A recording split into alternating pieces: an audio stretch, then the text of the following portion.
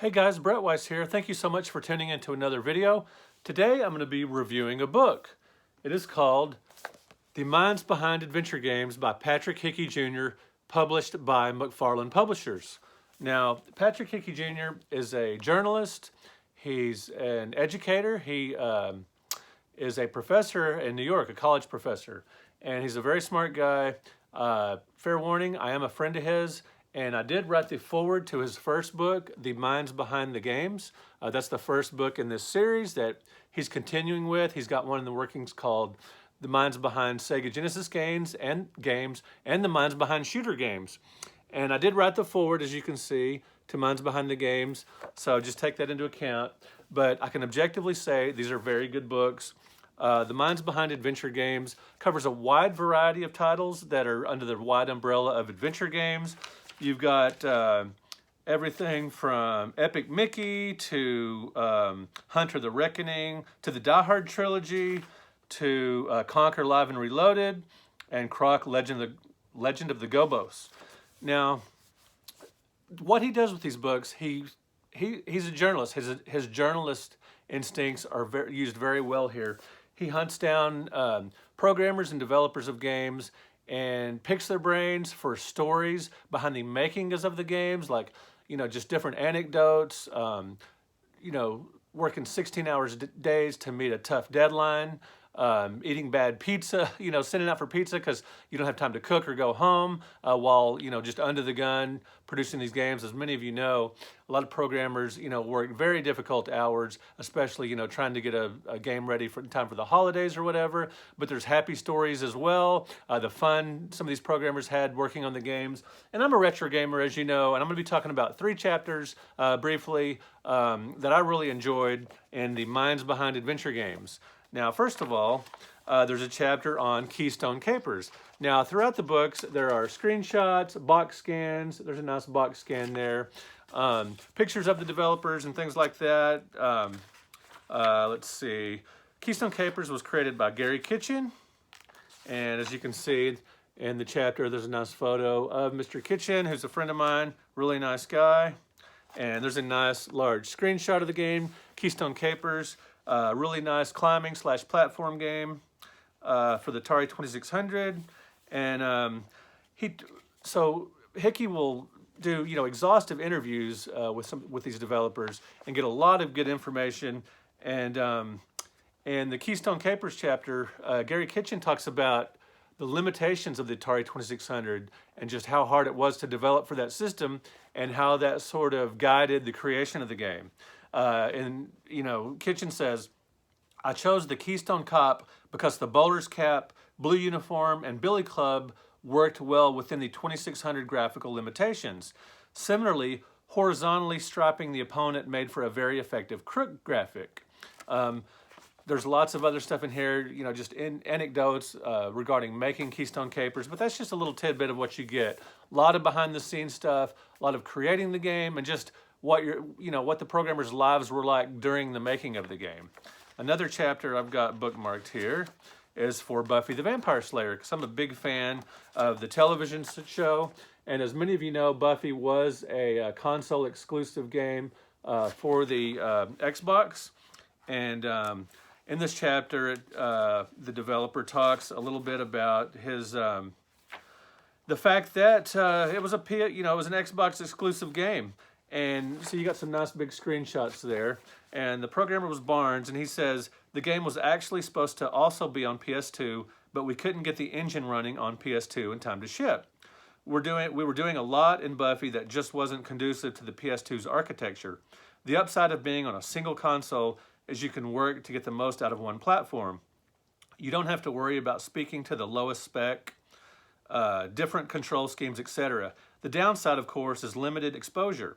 Our publisher, EA, was not happy at all and went from all in to barely advertising. I could be mad, but I understand the biz. I understand that more platforms mean more units, and without those units, it doesn't make as much sense for a multi-platform publisher to do a big spend on an IP they don't own.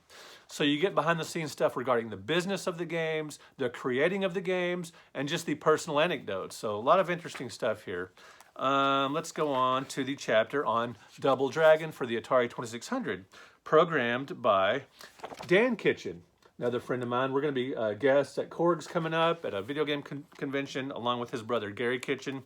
Dan Kitchen's a good guy, and it's funny. So, as you can see here, the chapter does have Double Dragon box art, as well as a nice big screenshot there. And it's funny, so back in the 90s, I was shopping at Funcoland one day, and I was talking to the clerk about Double Dragon for the NES and the arcades, and we were talking back and forth, and the store clerk was saying that he remembers playing Double Dragon on the Atari 2600 and had fun with it. Now, this was during the 90s, and at the time, I had no idea Double Dragon was even available for the Atari 2600. So I was kind of arguing with the guy. Double Dragon on the Atari 2600? No way, that's not a thing. And the guy was telling me, and I didn't believe him till, later I researched it, and indeed, Double Dragon improbably programmed for the 2600. And Dan Kitchen really had his hands full with creating such an advanced game for such a primitive platform as the 2600. And he wraps up the chapter saying, It was an honor to port such a classic arcade game to the Atari 2600. I knew I could capture the gameplay and fun of the original game. I'd like players to feel that the game gave them the same sense of competitive enjoyment they felt when playing the original arcade version. It's been a real pleasure looking back on the development of Double Dragon and sharing my experiences making the game. I really appreciate the interest in the game so many years after its initial release. Now, again, interesting stuff all throughout here, just a wide variety of topics of just within the game making himself. Now, there's a lot of books on the market today, retro gaming books, modern gaming books that are sort of reference guides that list the titles and that just, detail gameplay. I write some of those books myself.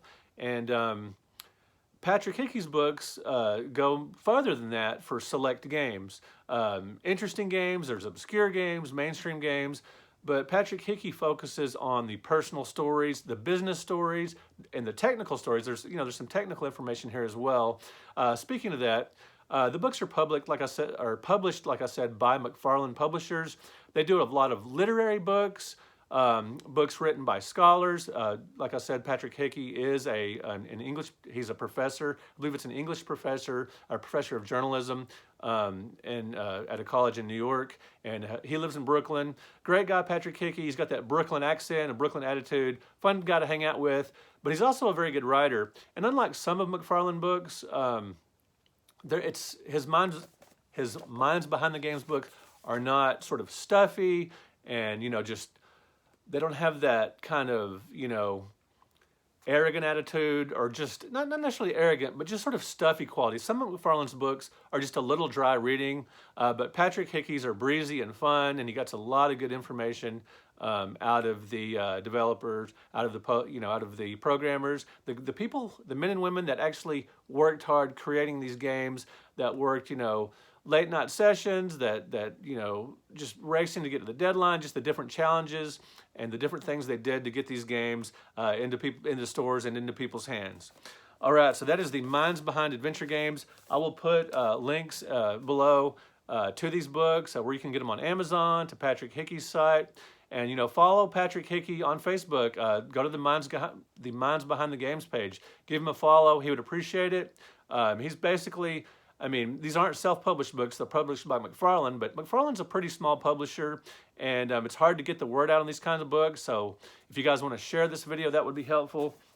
Now, these books are fairly thin, and they're trade paperbacks. They're soft covers, and they are $40 each, which is, a little pricey for a soft cover book. The books are a little over 200 pages each, but they are very well done. They're packed with information. They're very interesting, so they're definitely worth it.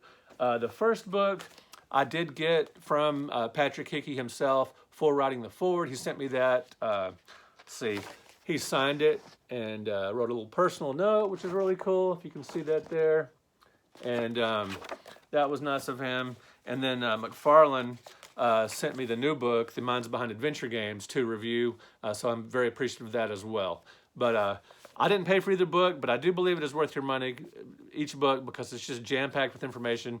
And I actually like the Minds Behind Adventure games a little better than the original. It's a little better written. Patrick has definitely kind of honed his style, and word usage is a little better, streamlined a little more, but that's just natural. As you write, you are going to get better. And he's been writing for many years about video games, over 15 years about pop culture and video games. I mean, he's definitely a professional. His writing is good. I just mean from book to book. So far, they're just getting better, the first two, and I definitely look forward to the minds behind the Sega Genesis games and the minds behind the shooter games. All right, guys, thank you so much for watching. Thank you for liking this video. Thank you for subscribing to the channel. I really appreciate it. And again, if you want to share this video, that would be awesome. That would be helpful for me and for Patrick. All right, thank you so much for watching, and I will talk to you guys later. Peace out.